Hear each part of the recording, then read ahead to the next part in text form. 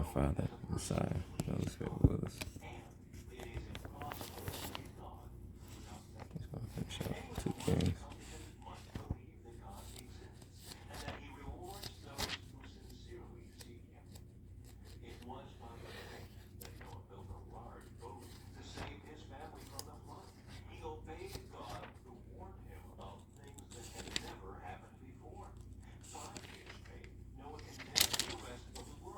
I'm trying.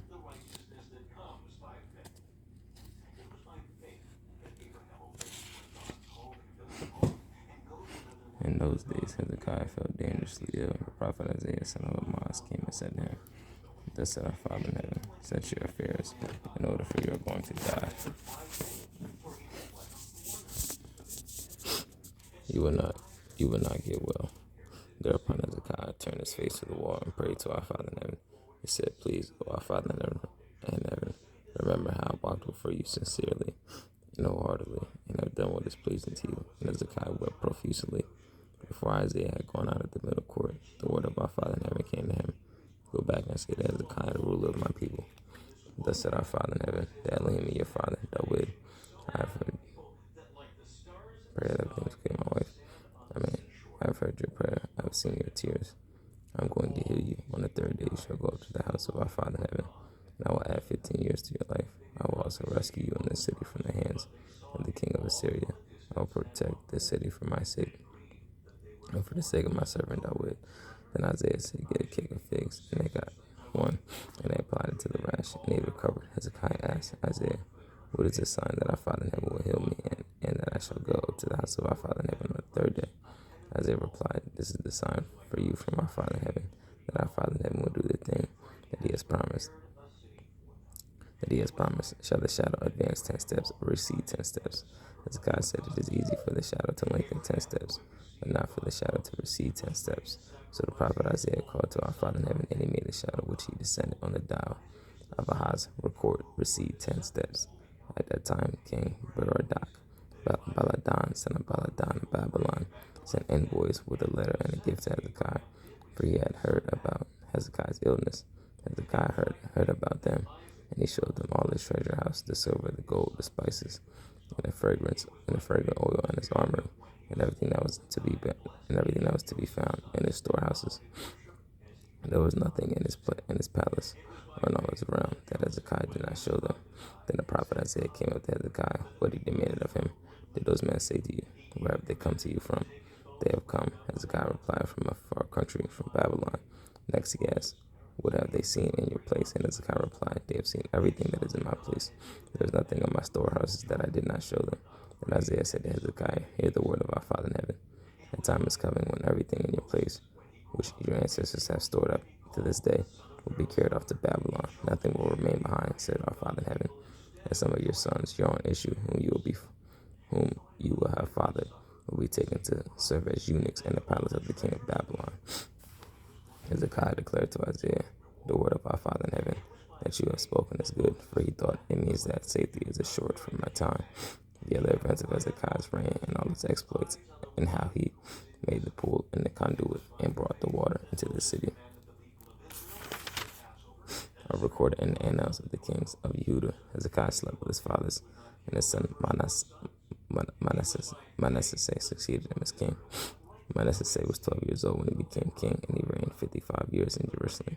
His mother's name was Hephzibah. He did what was displeasing to our Father in heaven, following the abhorrent practices of the nations that our Father in heaven had dispossessed before the Israelites. He rebuilt the shrines that his father Hezekiah destroyed. He erected altars for Baal and made a sacred post, as King Ahab of Israel had done. He bowed down to all the hosts of heaven and worshipped them, and he built altars for them in the house of our Father in heaven, of which our Father in heaven has said, I will establish my name in Jerusalem. He built altars for all the hosts of heaven in the 2 courts of the house of our Father in heaven. He consigned his son to the fire. He practiced soothsaying and divination and consulted ghosts and familiar spirits.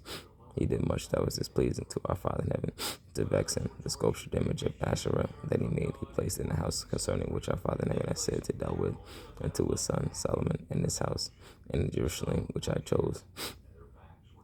Out of all the tribes of Israel, I will establish my name forever, and I will not again cause the feet of Israel to wander from the land that I gave to their fathers, if they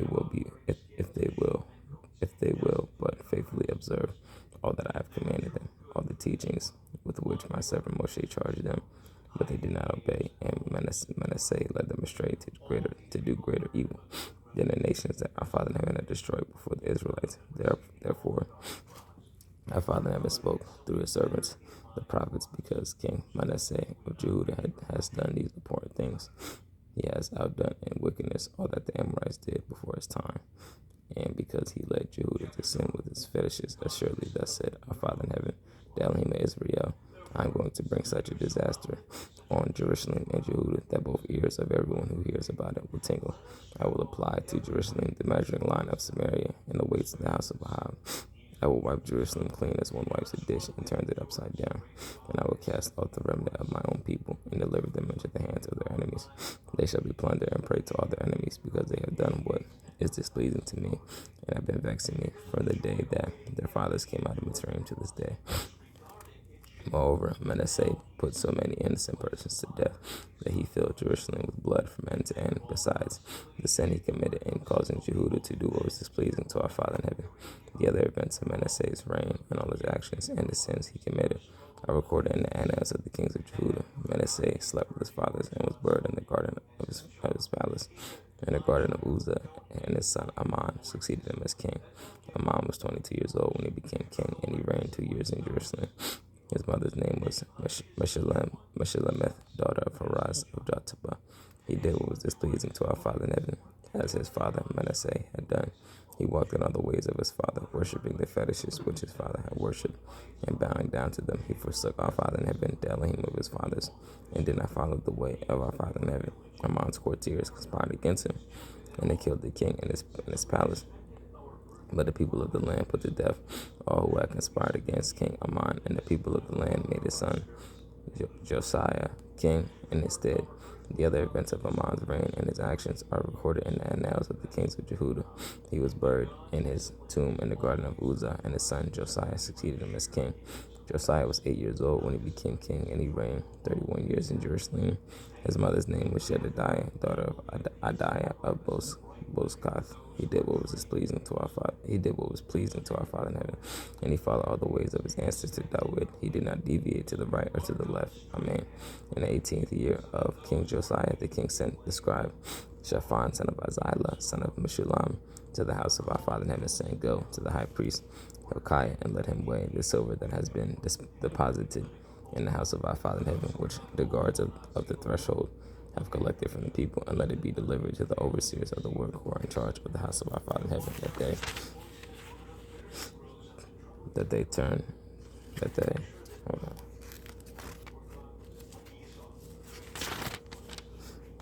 in turn may put it out of the work, that they in turn may put it out of the workmen that are in the house of our Father in heaven, for the repair of the house, to the carpenters, the laborers, and the masons, and for the purchase of wood and quarry stones for repairing the house. However, no check is to be kept on them for the silver that is delivered to them, for they deal honestly. Then the high priest Hilkiah said to the scribe Shaphan, I found a scroll of the teaching in the house of our Father in heaven. And Hilkiah gave the scroll to Shaphan, who read it. The scribe Shaphan then went to the king and reported to the king, Your servants have melted down the silver that was deposited in the house, and they have delivered it to the overseers of the work who are in charge at the house of our Father in heaven. The scribe Shaphan also told the king, The high priest Hilkiah has given me a scroll, and Shaphan read it to the king. When the king heard the words of the scroll of the teaching, he rent his clothes, and the king gave orders to the priest Hilkiah and to Ahikam, son of Shaphan, Akbor, son of Machiah, the scribe Shaphan, and Asaiah, the king's minister, Go inquire of our Father in heaven on my behalf, and on behalf of the people, and on behalf of all Judah, concerning the words of the scroll that has been found.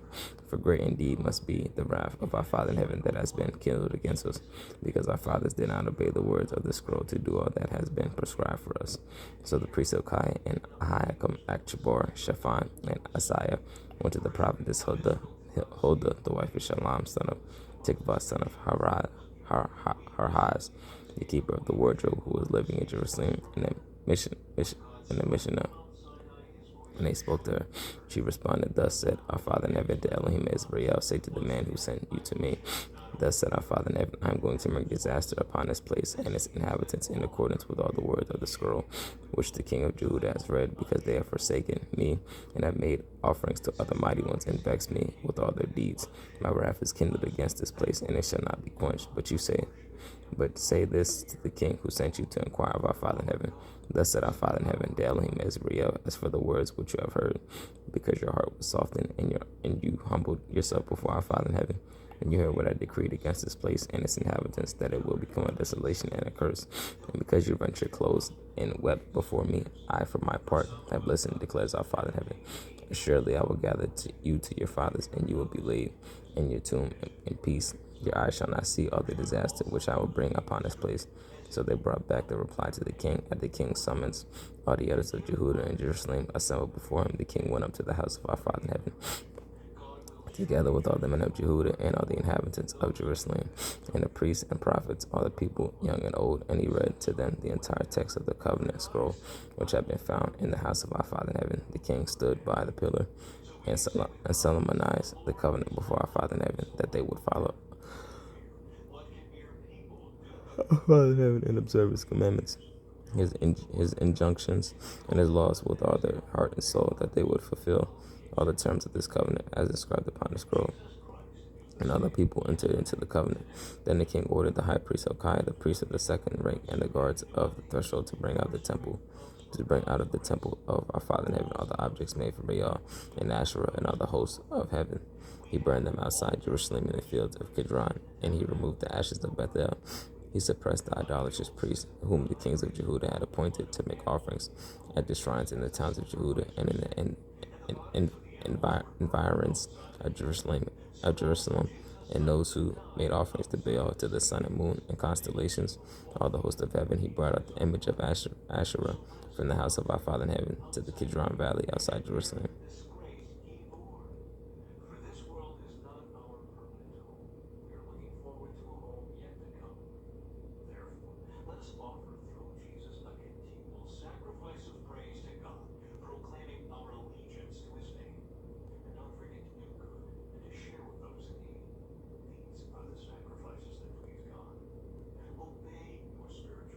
Sorry, that's crying. He brought out the image of, just thinking back to some embarrassing stuff that I did, like just childish things that I did, and just had to ask for forgiveness. I just had a vision of remembering me like walking into the mall and just like screaming and stuff, but trying to be funny or whatever. And that stuff is not funny. Like, that stuff is corny, man. Like, that stuff is not true. That stuff is fake. Like, I was like 14 or whatever, but that stuff is just corny, bro. It's corny. He brought out the image of Asherah from the house of our Father in heaven to the Kidron Valley outside Jerusalem, and burned it in the Kidron Valley. He beat it to dust and scattered its dust over the burial ground of the common people. He tore down the cubicles of the male prostitutes in the house of our Father in heaven, at the place where the woman wove coverings for Asherah. He brought all the priests from the towns of Jehudah to Jerusalem and defiled the shrines where the priests had been making offerings from Geba to Beersheba. He also demolished the shrines of the gates, which were at the entrance of the gate of Joshua, the city prefects, which were on a person's left as he entered the city gate. The priests of the shrines, however, did not ascend the altar of our Father in heaven in Jerusalem, but they ate unleavened bread along with their kinsmen. He also defiled Topheth, which is in the valley of Ben Hinnom, so that no one might consign his son or daughter to the fire of Molech. He did away with the horses that the kings of Jehudah had dedicated to the sun at the entrance of the house of our Father in heaven, near the chamber of the eunuch Nathan Melech, which was in the precincts. He burned the chariots of the sun, and the king tore down the altars made by the kings of Jehudah on the roof by the upper chamber of Ahaz, and the altars made by Manasseh in the two courts of the house of our Father in heaven. He removed them quickly from there and scattered the rubble in the Kidron Valley. The king also defiled the shrines facing Jerusalem to the south of the Mount of the Destroyer, which King Solomon of Israel had built for Ashtoreth, the abomination of the Sidonians for Chemosh, the abomination of Moab, and for Malcham, the detestable thing of the Ammonites. He shattered their pillars and cut down their sacred posts and covered their sites with human bones. As for the altar in Bethel and the shrine made by Jeroboam, son of Nebat, who caused Israel to sin, that altar too, and the shrine as well, he tore it down. He burned down the shrine and beat it to dust, and he burned the sacred posts. And Josiah turned and saw the graves that were there on the hill, and he had the bones taken out of the graves and burned on the altar. Thus he defiled it. Josiah turned and saw the graves that were there on the hill, and he had the bones taken out of the graves and burned on the altar. Thus he defiled it, in fulfillment of the word of our Father in heaven foretold by the man of Elohim who foretold these happenings. He asked, "What is the marker I see there?" And the men of the town replied, "That is the grave of the man of Elohim who came from Jehudah and foretold these things that you have done to the altar of Bethel. Let him be," he said, "let no one disturb his bones." So they left his bones undisturbed together with the bones of the prophet who came from Samaria. Josiah also abolished all the cold places in the towns of Samaria, which the kings of Israel had built, vexing our Father in heaven. He dealt with them just as he had done to Bethel. He slew on the altars all the priests of the shrines who were there, and he burned human bones on them. Then he returned to Jerusalem. The king commanded all the people offer the Passover sacrifice to our Father in heaven, Elohim, as prescribed in the scroll of the covenant. Now the Passover sacrifice has not been offered in that matter in the days of the chieftains who ruled Israel, or during the days of the kings of Israel and the kings of Jehudah. Only in the 18th year of King Josiah was such a Passover sacrifice offered in that matter to our Father in heaven in Jerusalem. Josiah also did away with the necromancers and the mediums, the idols and the fetishes, all the detestable things that were to be seen in the land of Jehudah and Jerusalem. Thus he fulfilled the terms of the teaching recorded in the scroll that the priest of Hilkiah had found in the house of our Father in heaven. There was no king like him before, who turned back to our Father in heaven with all his heart and soul and might, in full accord with the teaching of Moshe, nor did any like him arise after him. However, our Father in heaven did not turn away from his awesome wrath, which had blazed up against Jehudah because of all the things Manasseh did to vex him. Our Father in heaven said, "I will also banish Jehudah from my presence as I banished Israel, and I will reject the city of Jerusalem, which I chose, and the house where I said my name would abide." The other events of Josiah's reign and all his actions are recorded in the annals of the kings of Jehudah. In his days, Pharaoh Necho, king of Mitzrayim, marched against the king of Assyria. Mitzrayim is Egypt. Marched against the king of Assyria to the river Euphrates. King Josiah marched toward him, but when he confronted him at Megiddo, Pharaoh Necho slew him. His servants conveyed his body in a chariot from Megiddo to Jerusalem, and they buried him in his tomb. Then the people of the land took Jehoahaz. They anointed him and made him king in place of his father. Jehoahaz was 23 years old when he became king, and he reigned 3 months in Jerusalem. His mother's name was Hamutal, daughter of Jeremiah of Libnah. He did what was displeasing to our Father in heaven, just as his fathers had done. Pharaoh Necho imprisoned him in Riblah in the region of Hamath to keep him from reigning in Jerusalem, and he imposed on the land an indemnity of 100 talents of silver and a talent of gold. Then Pharaoh Necho appointed Eliakim, son of Josiah, king in place of his father Josiah, changing his name to Jehoiakim. He took Jehoahaz and brought him to Mitzrayim, where he died. Jehoiakim gave Pharaoh the silver and the gold, and he made an assessment on the land to pay the money demanded by Pharaoh. He exacted from the people of the land the silver and gold to be paid Pharaoh Necho according to each man's assessment. Jehoiakim was 25 years old when he became king, and he reigned 11 years in Jerusalem. His mother's name was Zebudah, daughter of Pedaiah of Rumah. He did what was displeasing to our Father in heaven, just as his ancestors had done. In his days, King Nebuchadnezzar of Babylon came up, and Jehoiakim became his vassal for 3 years. Then he turned and rebelled against him. Our Father in heaven let loose against him the raiding bands of the Chaldeans, Arameans, Moabites, and Ammonites. He let them loose against Jehudah to destroy it, in accordance with the word that our Father in heaven has spoken through his servants, the prophets. All this befell Jehudah at the command of our Father in heaven, who banished them from his presence because of all the sins that Manasseh had committed, and also because of the blood of the innocent that he shed, for he filled Jerusalem with the blood of the innocent. And our Father in heaven will not forgive the other events of Jehoiakim's reign, and all of his actions are recorded in the annals of the kings of Judah. Jehoiakim slept with his fathers, and his son Jehoiachin succeeded him as king. The king of Egypt did not venture out of his country again, for the king of Babylon had seized all the land that had belonged to the king of Mitzrayim, from the Wadi of Mitzrayim to the river Euphrates. Jehoiakim was 18 years old when he became king, and he reigned 3 months in Jerusalem. His mother's name was Nehushta, daughter of Elnathan of Jerusalem. He did what was displeasing to our Father in heaven, just as his father had done. At that time, the troops of King Nebuchadnezzar of Babylon marched against Jerusalem, and the city came under siege. King Nebuchadnezzar of Babylon advanced against the city while the troops were besieging it. Thereupon King Jehoiakim of Judah, along with his mother and his courtiers, commanders, and officers, surrendered to the king of Babylon. The king of Babylon took him captive. In the 8th year of his reign, he carried off from Jerusalem all the treasures of the house of our Father in heaven, and the treasures of the royal palace. He stripped off all the golden decorations in the temple of our Father in heaven, which King Solomon of Israel had made, as our Father in heaven had warned. He exiled all of Jerusalem, all the commanders and all the warriors, 10,000 exiles, as well as the craftsmen and smiths. Only the poorest people in the land were left. He deported Jehoiakim to Babylon, and the king's wives and officers and notables of the land were brought as exiles from Jerusalem to Babylon, all the able men, to the number of 7,000, all of them warriors trained for battle, and 1,000 craftsmen and smiths were brought to Babylon as exiles by the king of Babylon. And the king of Babylon appointed Mattaniah, Jehoiakim's uncle, king in his place, changing his name to Zedekiah.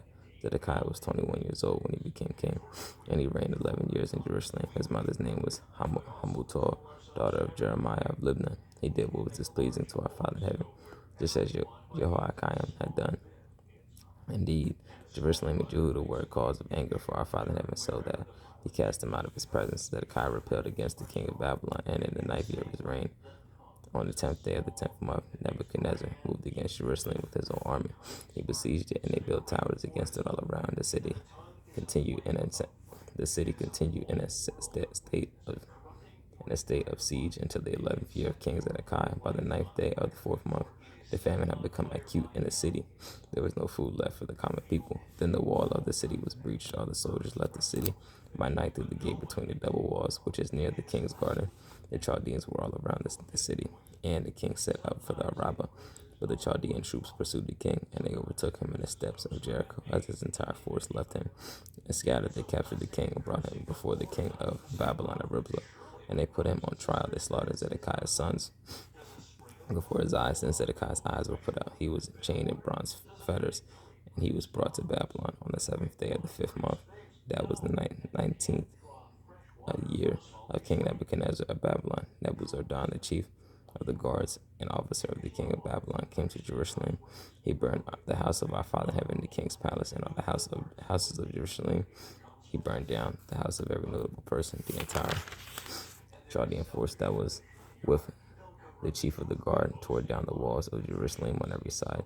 The remnant of the people that was left in the city, the defectors who had gone over to the king of Babylon, and the remnant of the population were taken into exile by Nebuzaradan, the chief of the guards. But some of the poorest in the land were left by the chief of the guards to be vine dressers and field hands. The Chaldeans broke up the bronze columns of the house of our Father in heaven, the stands and the bronze tank that was in the house of our Father in heaven, and they carried the bronze away to Babylon. They also took all the pails, scrapers, snuffers, ladles, and all the other bronze vessels used in the service. The chief of the guards took whatever was of gold and whatever was of silver, fire pans and sprinkling bowls, the 2 columns, the 1 tank, and the stands that Solomon provided for the house of our Father in heaven. All these objects contained bronze beyond weighing. The 1 column was 18 cubits high. It had a bronze capital above it. The height of the capital was 3 cubits, and there was a meshwork decorated with pomegranates about the capital, all made of bronze, and the like was true of the other And the like was true of the other column with its meshwork. The chief of the guards also took Sariah, the chief priest, Zephaniah, the deputy priest, and the 3 guardians of the threshold. And from the city he took a eunuch who was in command of the soldiers, 5 royal privy counselors who were present in the city, the scribe of the army commander who was in charge of mustering the people of the land, and 60 of the common people who were inside the city. Nebuzaradan, the chief of the guards, took them and brought them to the king of Babylon at Riblah. The king of Babylon had them struck down and put to death at Riblah in the region of Hamath. Thus Yehuda was exiled from his land. King Nebuchadnezzar of Babylon put Gedaliah, son of Ahikam, son of Shaphan, in charge of the people whom he left in the land of Jehudah. When the officers of the troops had and their men heard that the king of Babylon had put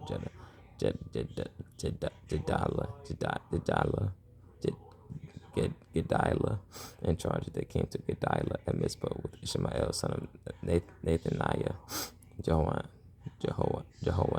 son of Kariah, Sariah, son of Tanhumeth, the Netophathite, and Jazaniah, son of the Machites, together with their men.